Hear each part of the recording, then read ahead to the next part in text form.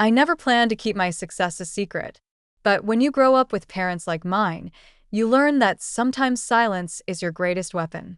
My name is Sarah Chin, and this is the story of how I built a $900 million company when my family thought I was failing. The garden table at my parents' weekly family dinner felt smaller than usual that Friday evening. Maybe it was the weight of the news I knew was about to break, or maybe it was just the suffocating disappointment that seemed to radiate from my mother's perfectly pressed silk blouse. "Sarah, darling," Mom began, delicately cutting into her salmon. "I ran into Janet Wong at the club yesterday.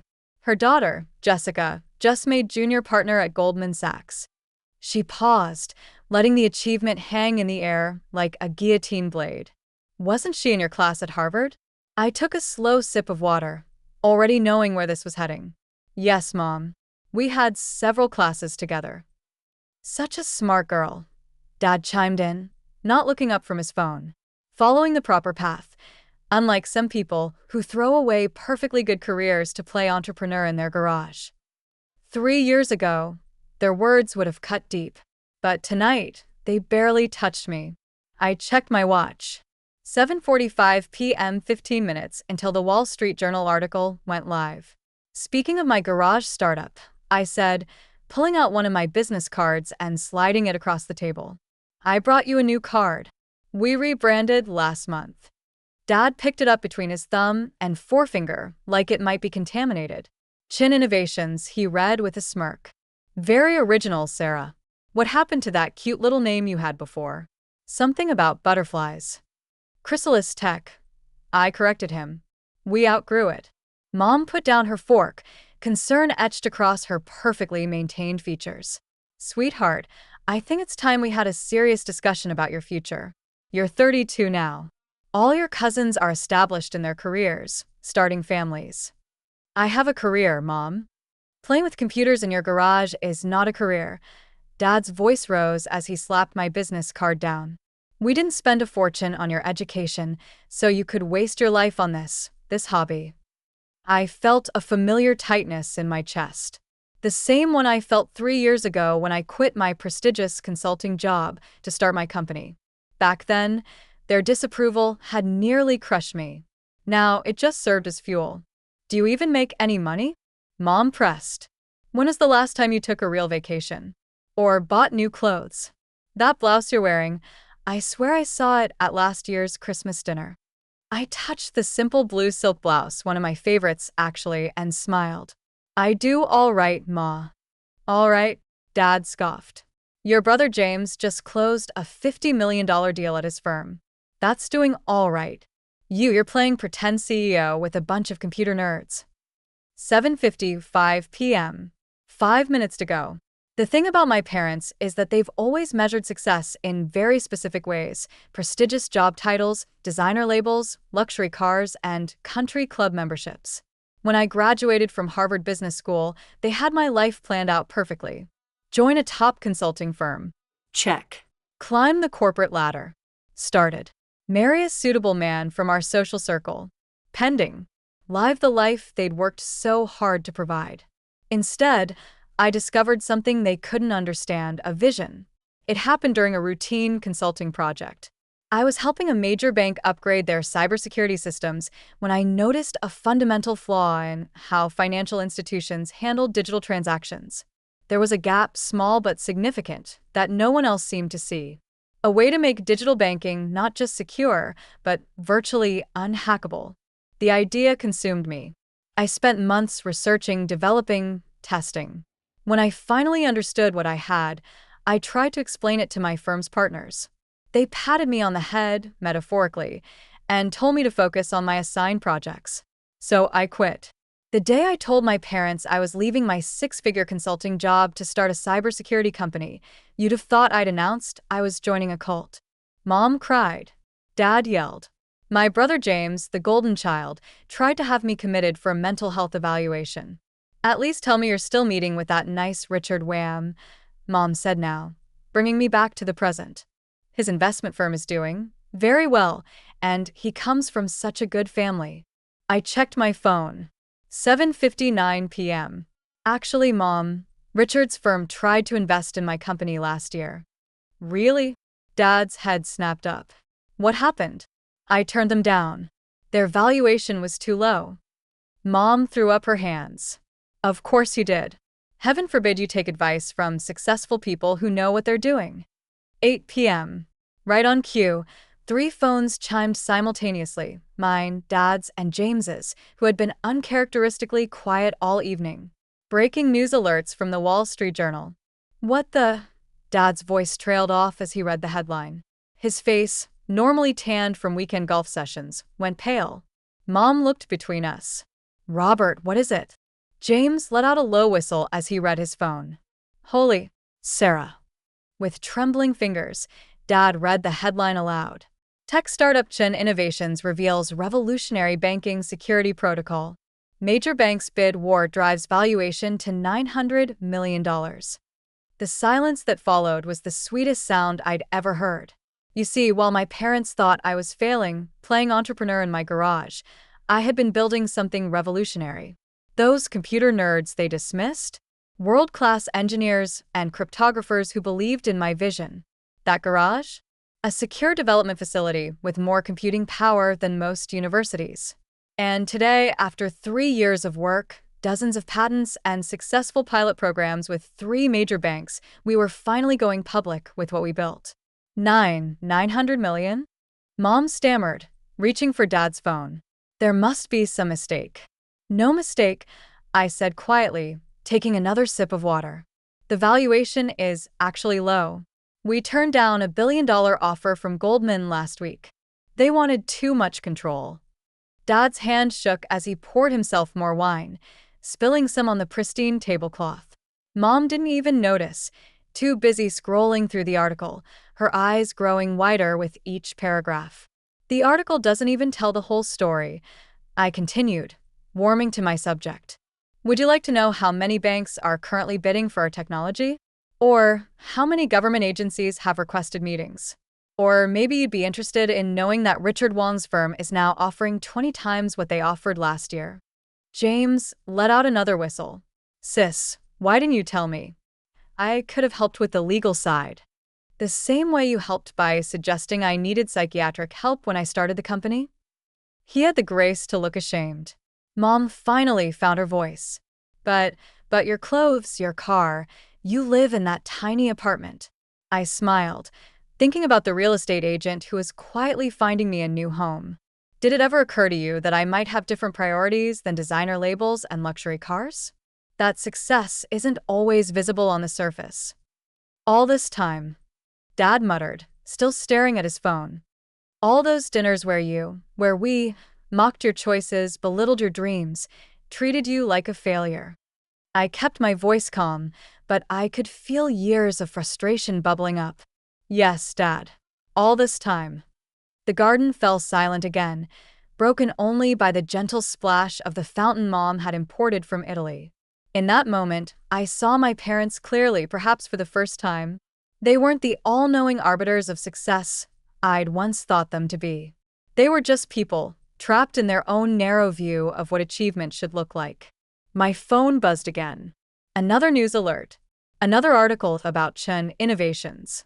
Soon, the calls would start. Investors, journalists, potential clients. Our quiet phase was over, and everything was about to change. I stood up, smoothing down my old silk blouse. I should go. It's going to be a busy few days. Sarah, wait. Mom called out as I reached for my bag. We should celebrate. I'll call the club, arrange a party. Actually, I'm hosting a company celebration next week. Nothing fancy, just a dinner for my team, the brilliant computer nerds who helped build this company. You're welcome to come if you'd like to meet them. I walked to my car, my practical, 3-year-old Toyota, leaving them at the table, still shell-shocked. As I drove away, I caught a glimpse of them in my rearview mirror.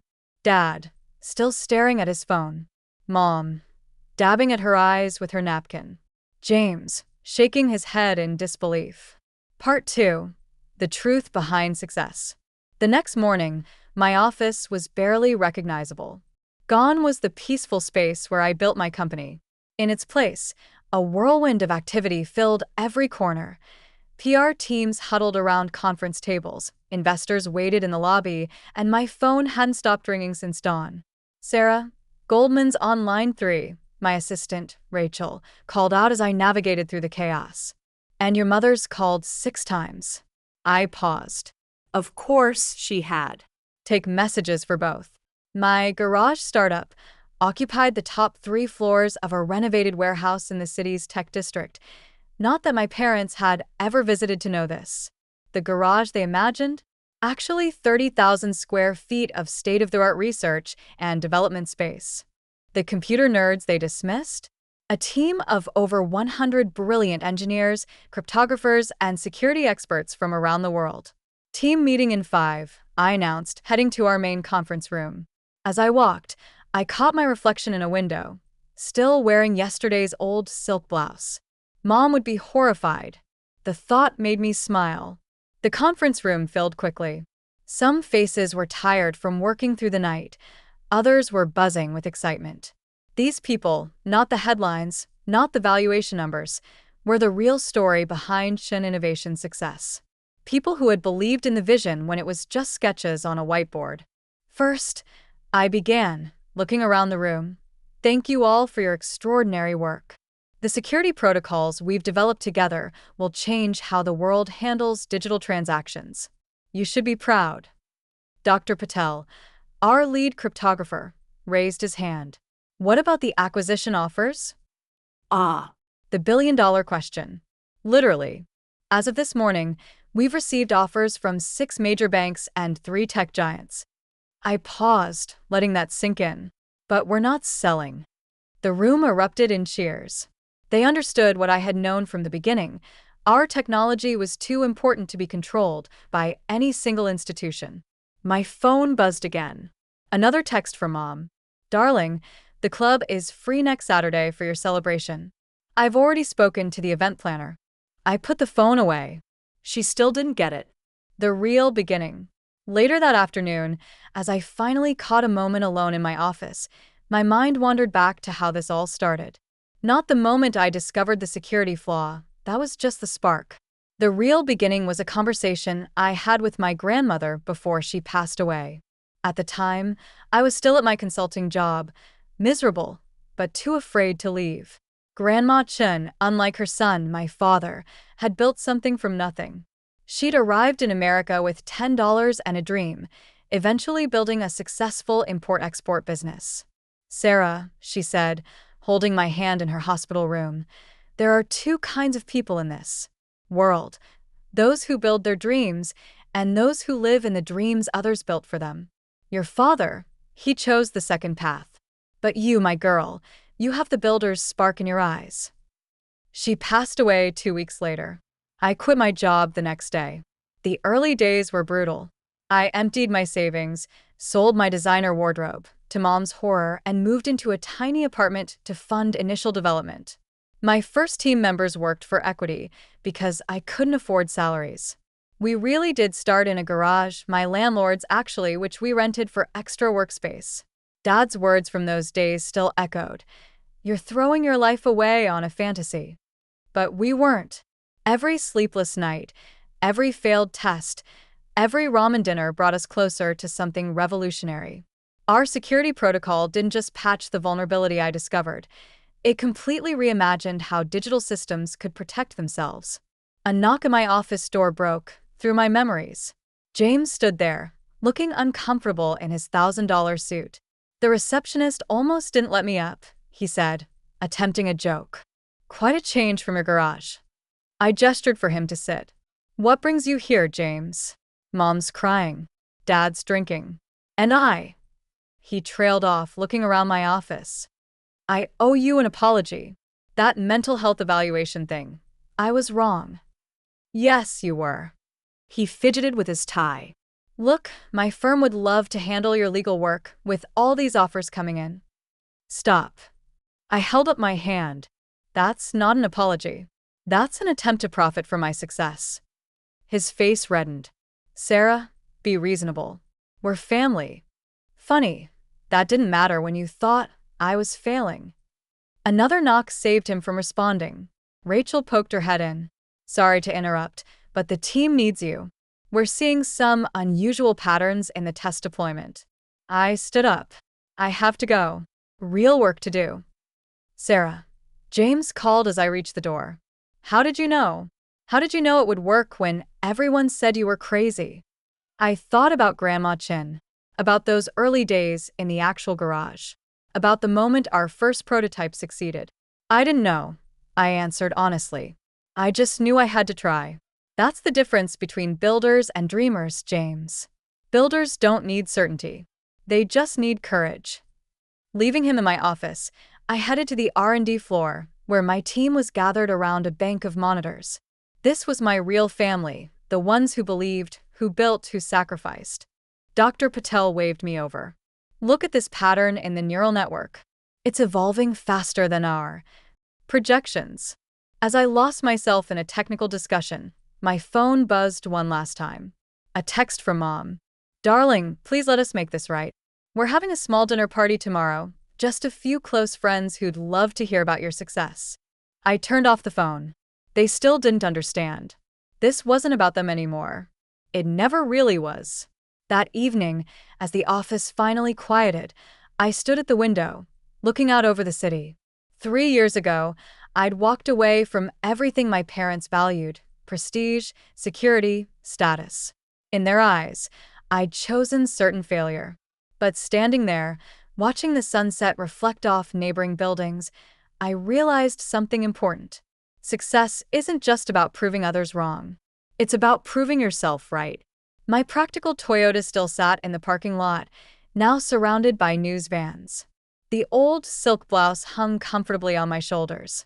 Tomorrow I'd face more investors, more journalists, more family drama. But tonight, in this moment, I was exactly where I needed to be. My phone lay silent on my desk, but I knew what was happening across town. Mom would be calling her friends, trying to spin this revelation into something that fit her worldview. Dad would be researching my company, finally reading the patents he dismissed as fantasy. James would be calculating how to benefit from his connection to me. Let them. Their actions said more about them than they ever did about me. Dr. Patel appeared at my door. Sarah, the team's ordering dinner. That little Vietnamese place you love. Want to join? I smiled, thinking about the celebration Mom was probably still planning at the country club. Absolutely. As we walked to the elevator, surrounded by empty energy drink cans and whiteboards covered in complex algorithms, I felt a deep sense of peace. This was success. Not the valuation. Not the headlines. But this. Building something meaningful. Leading a team that shared my vision. Staying true to myself, even when everyone else said I was wrong. The next morning, a package arrived at my office. Inside was an old, worn business card for Chin Imports and Exports, and a handwritten note. Found this in your grandmother's things. Thought you should have it. Dad. I pinned the card to my wall, right next to my joke of a business card, the one he'd mocked just days ago. Grandma Chen would have understood. She would have been proud. Not of the $900 million valuation, but of the courage it took to get here. My phone buzzed. Rachel this time. The Pentagon's online one. They want to discuss potential applications. I smiled, picking up the phone. Time to build something even bigger. Because that's what builders do. We don't wait for permission. We don't need validation. We see possibilities where others see problems, and we have the courage to chase them. As for my parents, maybe someday they'll understand that success isn't always measured in designer labels and country club memberships. Maybe they'll learn that true achievement often comes quietly, wrapped in determination and late-night coffee runs rather than silk and status. But even if they don't, I know who I am. I'm Sarah Chen, and I build things that matter.